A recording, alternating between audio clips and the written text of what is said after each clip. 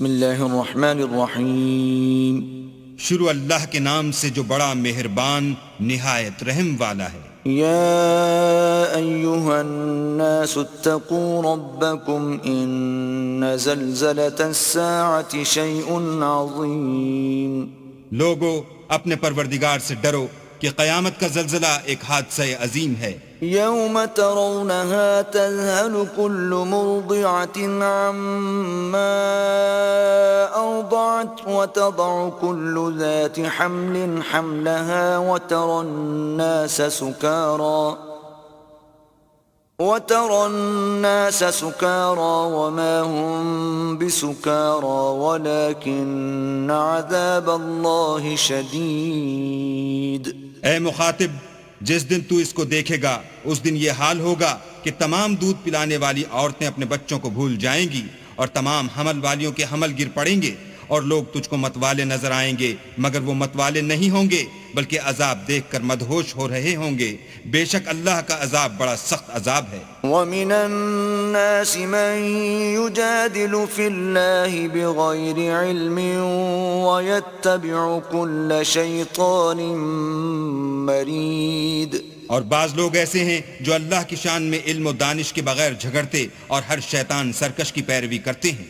كتب عليه أنه من تولاه فأنه يضله ويهديه إلى عذاب السعير۔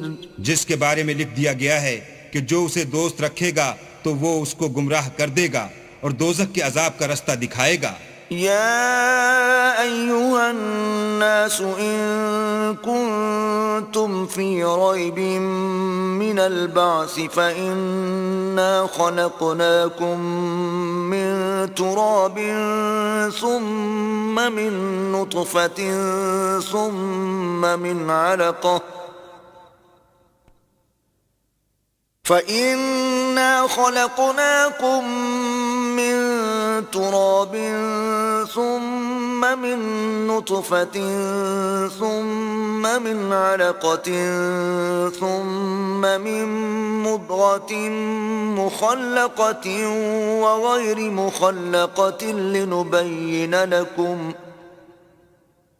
ونقر في الأرحام ما نشاء إلى أجل مسمى ثم نخرجكم طفلا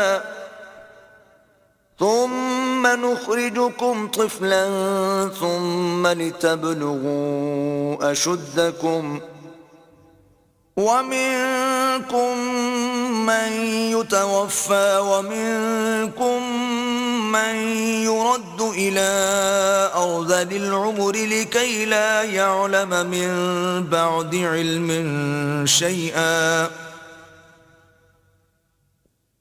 وترى الأرض هامدة فإذا أنزلنا عليها الماء اهتزت وربت وأنبتت من كل زوج بهيج۔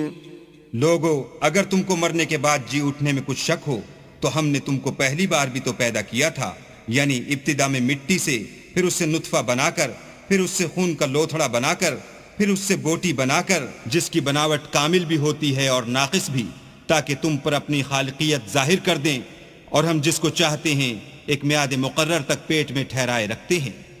پھر تم کو بچہ بنا کر نکالتے ہیں، پھر تم جوانی کو پہنچتے ہو، اور بعض قبل از پیری مر جاتے ہیں اور بعض شیخ فانی ہو جاتے اور بڑھاپے کی نہایت خراب عمر کی طرف لوٹائے جاتے ہیں کہ بہت کچھ جاننے کے بعد بالکل بے علم ہو جاتے ہیں۔